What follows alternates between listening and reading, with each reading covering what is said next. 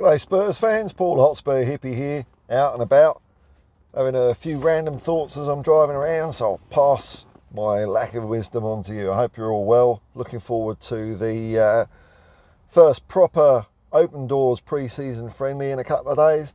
And just a couple of thoughts on, what I want to see from this new season. And one thought that's cropped to my mind is it's about discipline. Now, I don't think we had a particularly great record with yellows and reds last year. And I'm not really referring to, the stereotype people have of Romero being reckless and things like that. I'm not referring to cards that are given for tackles that have gone in hard and maybe a bit off. I think that's part and parcel of the game. When there's no intent, sometimes you just get it wrong, And if you were to try and curtail that aggression, that assertion, you're probably going to miss out on tackles. So I'm all for players going 100% for the ball. The discipline that really got to my goat a bit last year, though, was silly stuff.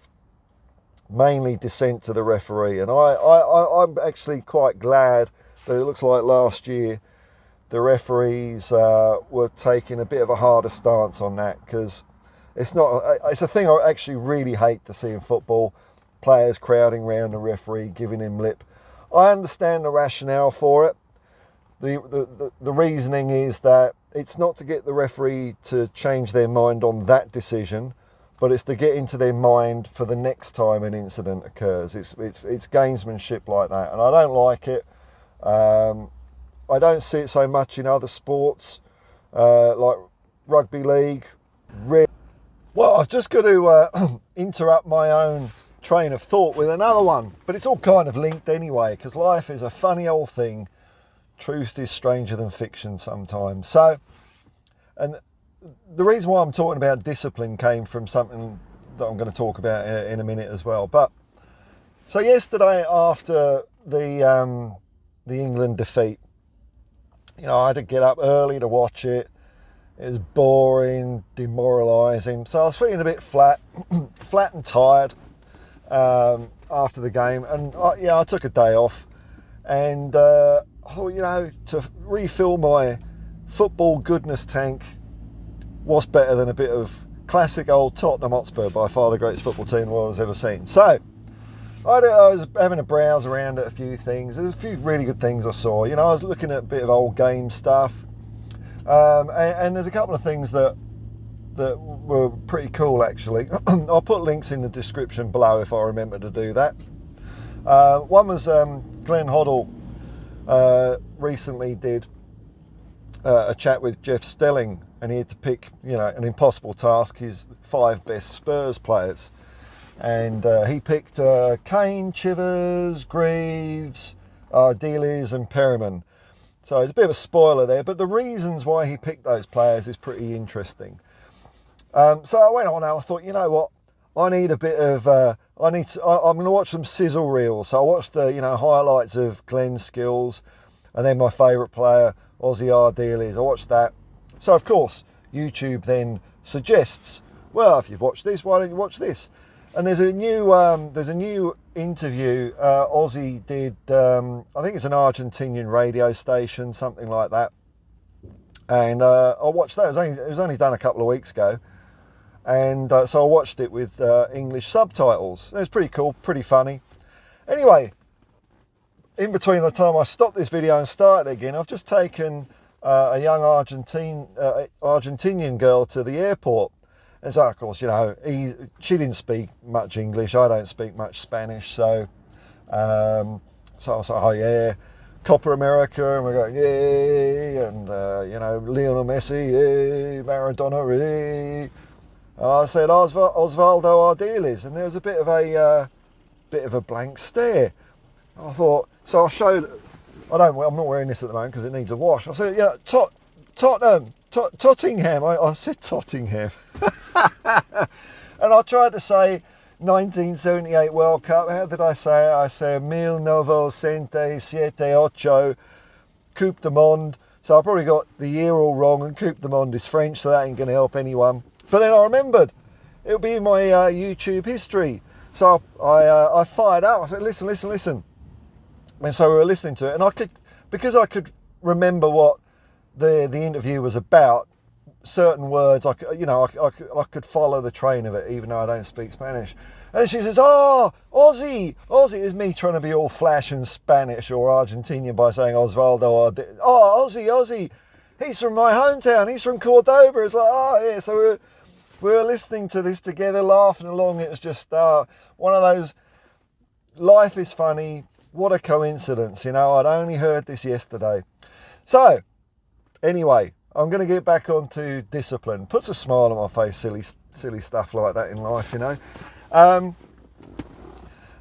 Back to discipline. Now, I think I was up to a point where I was going to say, like in other sports, they don't seem to have this problem with discipline and the referees. Like in rugby league, probably rugby union. I don't watch posh sports though, but rugby league, there's barely a word said to the ref. Like the captain can speak to the referee, but only politely.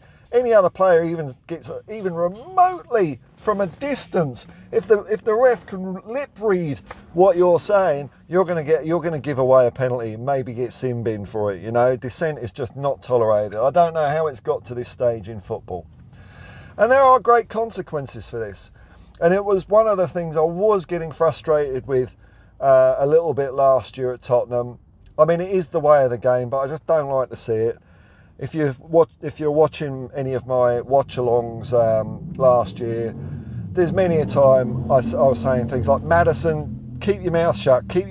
He's just given a foul away, or been given a foul, and he's giving it all that." And I'm just no, just don't, because you get carded for it.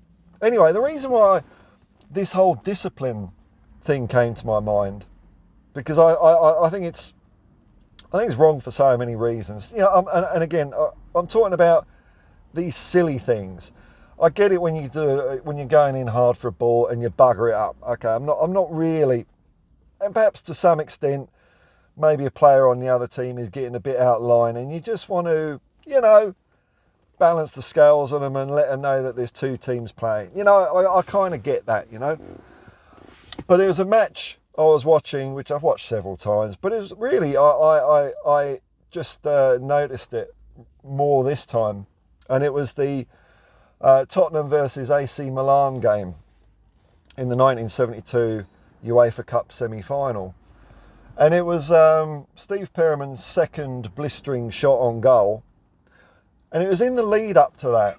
And there was one of the Milan players, he wouldn't retreat the required distance from a free kick, and he got a yellow, and he still wouldn't do it. He's obviously time wasting, because it was 1-1, so they wanted to keep it like that, and he wouldn't retreat away from the ball, and so he got a red card. And I thought, this is exactly what I don't like what happens in football, and I think it's so silly. And the consequences, you don't know what the consequences may be of doing something like that.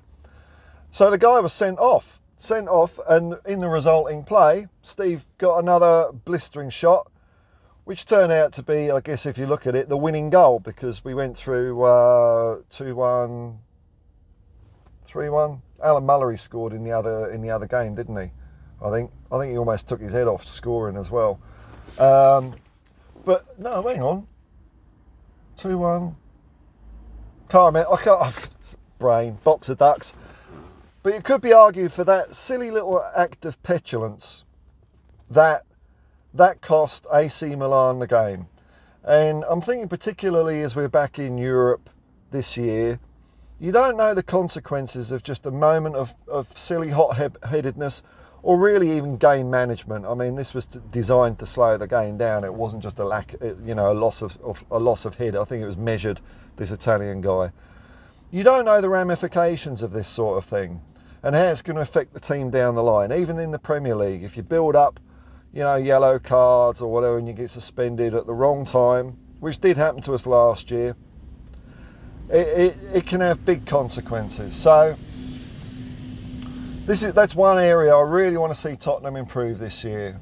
I don't mind yellows and reds, but I really don't like yellows and reds for game management, time wasting or trying to intimidate the officials. I really don't like that. I mean, I watch a bit of soccer at local level because my daughter plays. They didn't have a really good weekend, unfortunately. The nepotism begins at home section will continue next week. They're on their way to the finals, but a bit of a hiccup this weekend. And I think it might be a thing even about the women's game. They don't seem to do this dumb stuff. I didn't hear the referee wasn't getting any lip. There wasn't any simulation, and I've seen this even at an amateur level in men's games. It's kind of has flowed through it from the likes of the Premier League. It really does set a bad example to lower levels down. I do see it far more in the men's game, and I think especially at that level, these are people giving up their time so that people can play football, and I don't think they deserve, even if they make mistakes, I just don't think they deserve that level of disrespect. And so maybe that's why, I have a bit of a bee in my bonnet about that sort of thing. I know it's a bit old school, and perhaps some people would have an opinion, well, it might give you an extra % or two. To me, it's the wrong, I don't want that % or two done that way. There's too much going wrong in football. Case in point, England's game yesterday morning, which, thankfully Tottenham lifted me out of my funk. Old Tottenham, always does. If England had won that game, I guess, I would have been happy, but there would have been a big part of me thinking, not like that. And I'll just go back to the words of Danny Blanchflower, and I'll finish off this video with this, and I'll probably get the quote slightly wrong, but it's the greatest fallacy that the game is about winning. It's nothing of the sort. The game is about glory. It's about going about your work with a style and a flourish. It's about going out and beating the other lot and not waiting for them to die of boredom. And I think we're going to see a lot of that style and flourish in this coming year for Tottenham. And I have got reasons for that, which will come up in a video tomorrow. Until then, peace and love, and come on you Spurs!